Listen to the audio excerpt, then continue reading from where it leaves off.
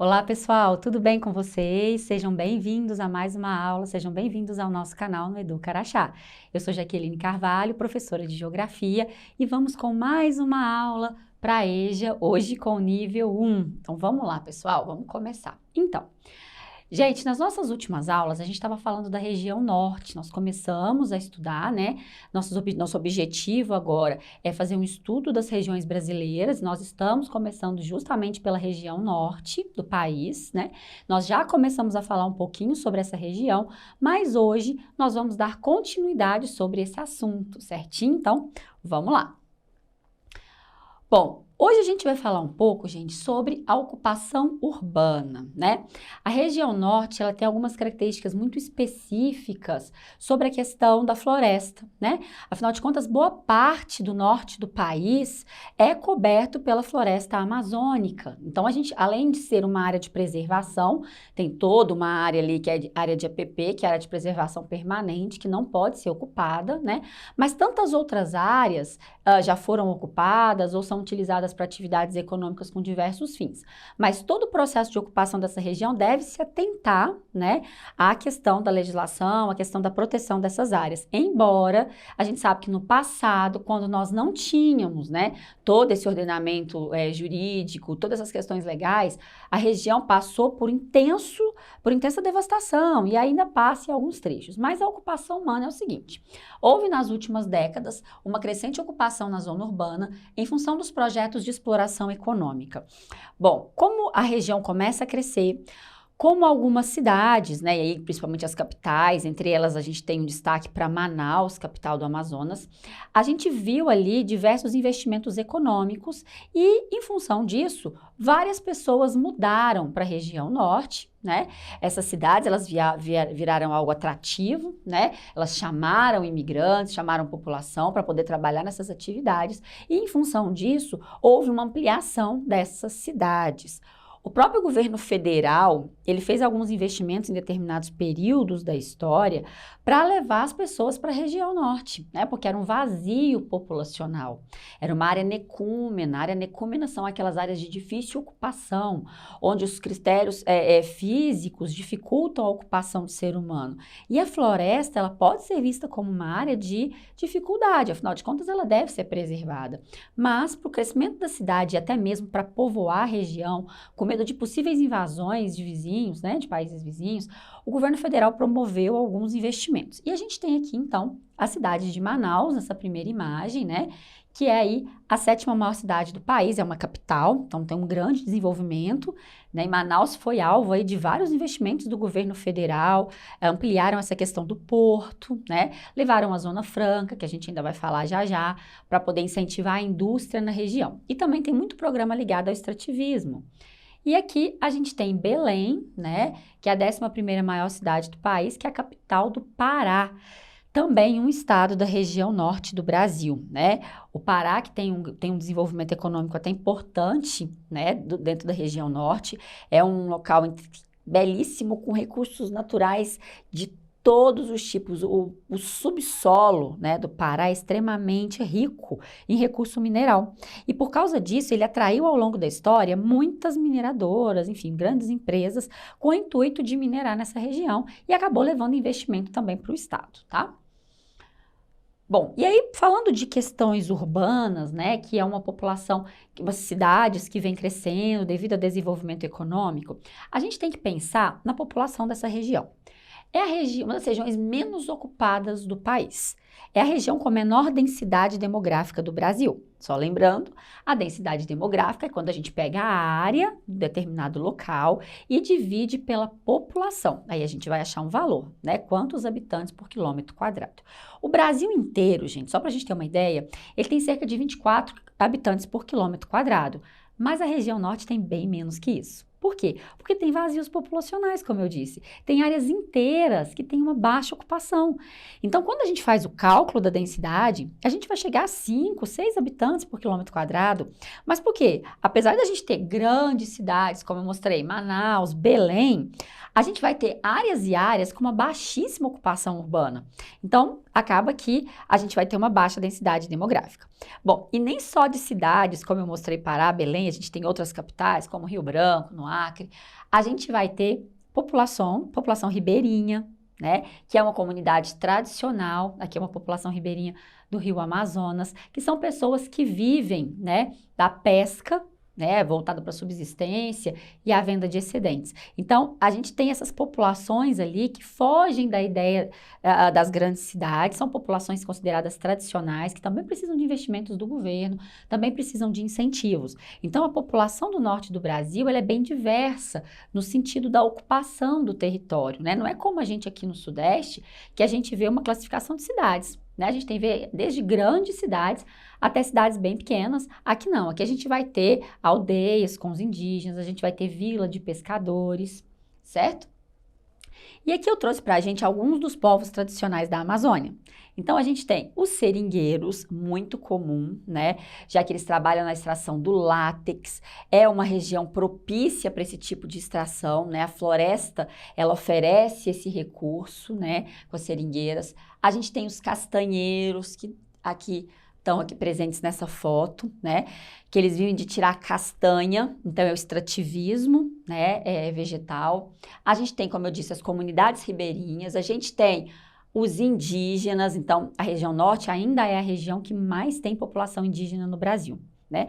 Por mais que a gente ainda encontre no centro-oeste, a gente encontre muito no nordeste, mas o norte ainda concentra a maior população de indígenas do nosso país. E algumas tribos ainda mais isoladas, né? Em que a FUNAI oferece, que a Fundação Nacional do Índio oferece proteção, mas a gente ainda tem tribos que conservam mais a sua identidade e estão em locais mais isolados. E aí a gente ainda tem os quilombolas, que vivem nas áreas remanescentes de quilombos, certo? Então, a gente tem aqui essas comunidades, algumas delas aí com proteção do governo, como a gente tem a demarcação das terras indígenas pela FUNAI, como a gente tem a proteção dos quilombolas, ou pelo menos deveríamos ter, né? Porque a nossa legislação prevê. Então, esses são os povos tradicionais da Amazônia que vão fugir daquela ideia da ocupação só das grandes cidades. Bom, e aí vem alguns conflitos, né?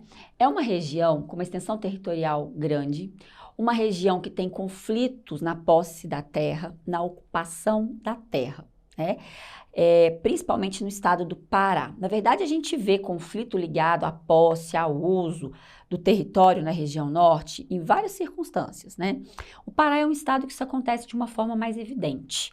Mas se a gente for pro Amazonas, se a gente pegar outros estados ali, a gente vai ver também muito problema com demarcação de terra indígena, muito conflito entre pecuarista, entre mineração e a FUNAI, por causa da demarcação dessas terras. A gente já teve um conflito sério quando foi construída a usina de Belo Monte, nessa região, por problemas de inundar mesmo o lago da usina, a barragem da usina, iria inundar terras demarcadas para os indígenas. Então, a gente tem essa série de conflitos, áreas de mineração que são averbadas em local também de povos tradicionais. Então, a gente tem muito esses conflitos. E no Pará, como eu disse, chama-se muito atenção. O Pará é um estado, né, como eu disse, muito rico, é um estado que tem produção agrícola, é um estado que tem produção mineral, muita produção mineral. O Pará é o estado que mais tem produção mineral no Brasil, né? Ele e Minas Gerais, ele competem, e a gente tem um conflito muito sério ali, né? E aqui eu trouxe a figura do Chico Mendes. O Chico Mendes, ele foi morto, né? Mas ele foi um cidadão extremamente importante, né? Porque ele lutou pelos seringueiros, pela causa dos seringueiros. E ele tinha uma luta que era manter a floresta em pé. Por quê? Porque o seringueiro, gente, ele vive de tirar o látex da árvore, né? Então, é fundamental que a floresta esteja de pé. Porque se eles começam a desmatar, a fonte de renda dessas pessoas acaba. Além de ser um dano ambiental, logicamente. E o Chico Mendes brigou muito, teve uma luta muito intensa para preservar essas seringueiras, para lutar pela classe, né, que trabalha nessa área, mas ele foi morto por um fazendeiro, né, e foi descoberta a origem do crime, enfim, a pessoa foi condenada e cumpre pena. Mas o Chico Mendes hoje, inclusive, ele leva nome, né, de Instituto de Proteção Ambiental no nosso país, em homenagem às suas batalhas em prol do meio ambiente, em prol da sua causa. E ele dizia o seguinte: a nossa luta é pela defesa da seringueira, da castanheira, e essa luta nós vamos levar até o fim, porque porque não vamos permitir que as nossas florestas sejam destruídas. Essa ideia dele é muito bacana. É a ideia de você tirar o sustento, deixando a floresta em pé, que é o extrativismo vegetal. Você tira o recurso que aquela árvore pode te oferecer e, ao mesmo tempo, você mantém a floresta de pé, porque você tem essa necessidade. A árvore tem que ficar ali para continuar oferecendo frutos. Então, era uma causa muito bacana, mas que, infelizmente, ele teve aí sua vida ceifada em função desses conflitos de terra. Quem cometeu um homicídio contra Chico Mendes foi justamente um fazendeiro que queria desmatar mais áreas para expandir sua atividade, né? Então, um cenário muito triste na história do Brasil. Aqui a gente tem o símbolo da FUNAI, a Fundação Nacional do Índio, que também é um órgão que luta, né, pelos direitos dos indígenas, não só nessa região, mas na verdade em todo o país. Mas nessa região ela é muito expressiva, justamente porque a gente tem a presença muito grande do indígena aqui, certo? Então, gente, esses são apenas alguns. A gente tem inúmeros problemas com garimpeiros, a gente tem problemas com desmatamento, a gente tem problemas com queimadas. Isso tudo vai levando a uma luta, né? Isso tudo vai levando a um conflito de interesses e muitas pessoas já foram mortas. Altamira, que é um município no sul do Pará, tem um número de homicídios muito alto em função de conflitos pelo uso da terra. Tá? Então, assim, a morte do Chico Mendes é um exemplo no meio de várias outras. E aqui a gente tem outros problemas por causa dessa região, que são conflitos, tanto problema ambiental, quanto um conflito pelo uso da terra, que é aqui as usinas. As usinas hidroelétricas. A gente tem uma malha de expansão muito grande de usina hidroelétrica no norte do país, justamente porque é uma área com muito recurso hídrico. A região norte, ela tem muitos rios, e por causa disso, facilita a expansão das usinas, até porque ela tem muitas áreas para ser alagadas e fazer os lagos das barragens, das represas. Então, se torna um lugar muito convidativo para que se construam usinas hidroelétricas. Mas as usinas hidroelétricas, gente, apesar de ser uma energia limpa, uma energia mais sustentável, renovável, ela tem problemas, né? Ela tem vários problemas. E talvez a região norte, isso seja ainda mais agravado pela grande presença de árvores, pelo desmatamento de um bioma tão importante quanto a Amazônia. Na verdade, todos os biomas são importantes, né?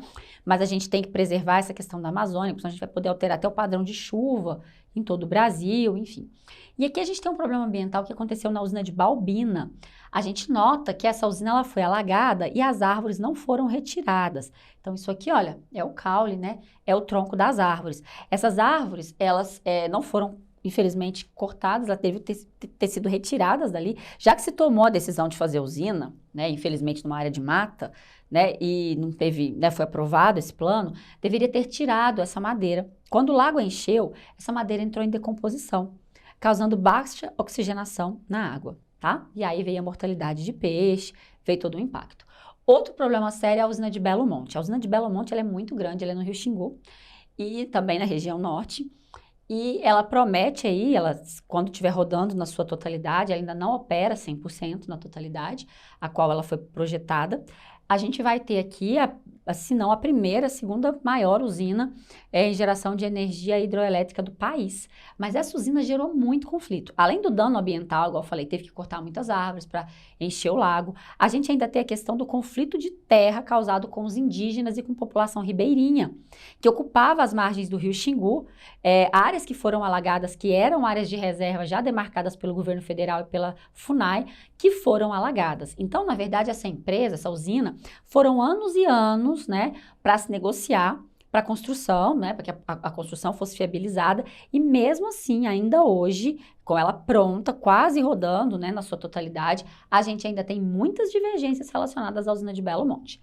Então, são conflitos que estão longe de acabar, né? A gente tem conflitos ligados pelos problemas ambientais, que são inúmeros. Aqui uma imagem de desmatamento com foco de queimada, que cada vez mais tem acontecido na região norte do país. São áreas e áreas todos os anos de floresta que deveriam estar sendo preservadas, mas que vieram a ser suprimidas, né? O problema da queimada que todos os anos aparece aí nos noticiários e que ano após ano só aumenta essa devastação, certo? Então, são áreas que precisam muito ser cuidadas. O norte, não que as outras regiões do Brasil não precisem ser preservadas, mas a Amazônia ainda está de pé, pelo menos uma parte ainda está de pé. Então, é preciso agir e tentar minimizar esses conflitos. Conflitos esses que às vezes causam a morte de pessoas, como causou a morte do Chico Mendes. Então, é uma região que cabe esse olhar especial do governo federal. E agora, eu trouxe pra gente aqui umas atividadezinhas pra gente poder conversar um pouquinho, tá? Trouxe aqui umas questões abertas e daqui a pouco eu vou trazer uma questão fechadinha. Então, olha só. O que motivou a ocupação da Amazônia? Gente, o que motivou a ocupação da Amazônia? Por que o governo federal criou incentivos? A gente já tinha até visto em umas aulas passadas. Fez a Zona Franca de Manaus, criou o programa que foi a Sudã. Por quê? Porque ele queria garantir a posse do território, ele queria impedir que países estrangeiros invadissem a Amazônia e ele queria assegurar, então, o desenvolvimento para a região e atrair população. Depois a gente tem o que provocou o aumento do número de pessoas nas áreas urbanas da região?